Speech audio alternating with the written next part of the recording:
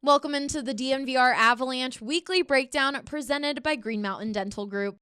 Taking care of your teeth is so important, and our friends over at Green Mountain Dental Group are giving away a free Sonicare when you schedule a cleaning, x-ray, and exam. That's right, you simply have to just take care of your teeth for Green Mountain Dental Group to hand over a free Sonicare toothbrush. Check them out today online or call them at 303-988-0711 to schedule your appointment today. I'm Allie Monroy, and with me today is Rudo. I tried to do that and it hurt. I feel like I'm going to have a scar. It doesn't hurt that much. A scar off a scar. little I mean flick?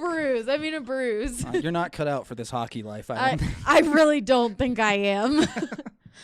Well, got to make light of the time because it's been frustrating for the Avs recently. They've lost 4 of their last 5 games after having a lead in the third period, which I feel like it's just the most frustrating way to lose. But like AJ said, they had a lead to start, so that's good. They have played very well in the second period. They just need to play like that in the third, and they'd be looking at 8 more points than they have right now. It's unfortunate. It's disappointing. I think everyone believes that the Avs are a better team than they've shown in that regard.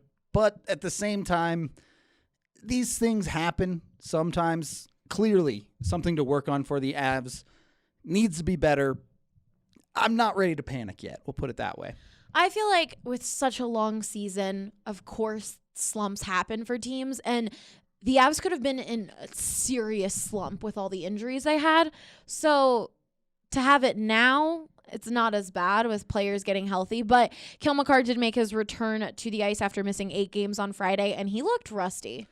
He did. I actually disagree with AJ on this one. I don't think he looked that bad. Definitely rusty at first, but he did end up picking up an assist in that first game back. Unfortunately, he was probably the Avs' best D in that game, which is not Cale Makar played great. It's the rest of that D struggled quite a bit. So it's a myriad of errors for the Avs right now. One game it's goaltending, one game it's defense, the next they can't score enough goals. So they're just not quite clicking right now, and you get 2 out of those 3 things in any given game, you probably win. They just can't put it together at the moment. They had their first shootout of the season against the Dallas Stars, and I mean, Grube during that overtime, he played ridiculously. Yeah, I mean, that was to kill off that penalty is unreal play from him to just keep the Avs in it and give them a chance. So it was so like overtime is already so stressful, and to be on a power play for that, or like a power kill. Yeah, you just expect to lose the game, right? When you take a penalty in overtime, you assume that the game is going the other way. So for Grube to beat the odds in that regard is great. Obviously, the shootout didn't go the way the Avs were hoping, but at the end of the year, regulation or overtime wins is a tiebreaker. So you got that one to the shootout. If it's close with Dallas, that could be a difference. Well, I got to ask you about these face-offs. I feel like they have they haven't improved throughout the years, and during these last 2 games, face-offs were an issue that they couldn't get possession of the puck during their own power plays. Yeah, the power plays I think has a lot of issues, but on the face-off side of things, the guys that they brought in, Nazem Kadri has been excellent this year. He has made a big difference, but pretty much everyone else, McKinnon continues to struggle with faceoffs.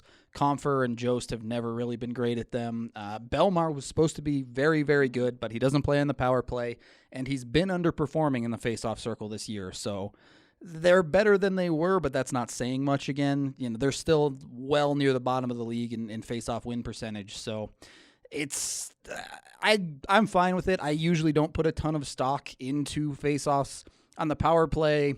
If you're not going to win faceoffs, you got to be able to enter the zone, and the Avs can't do either right now, and that's kind of the problem. All right, well, the Avs take on the Winnipeg Jets on Tuesday on New Year's Eve at the Pepsi Center. That's going to be a fun game to be at just because of the celebrations. But what are a few things you'll be looking for? Do you think they kind of break out of this slump and get a win? I hope so. I think New Year's Eve they always seem to play pretty well on. Yeah. Winnipeg is a very beatable team for them. It's one of the Central Division teams they have beaten already this year, so that is a plus. They need to get that second line going. Kadri, Donskoy, Burakovsky, put Landeskog on that line, do something, mix it up a little bit. I'm fine with it. whatever it takes, particularly to get Kadri going. He needs to get on the board. He needs to be scoring goals for this team in their top 6 for it to be successful. That's what they need. Well, be sure to catch all of our content on thednvr.com. For Rudo, I'm Allie Monroy. We'll see you next year.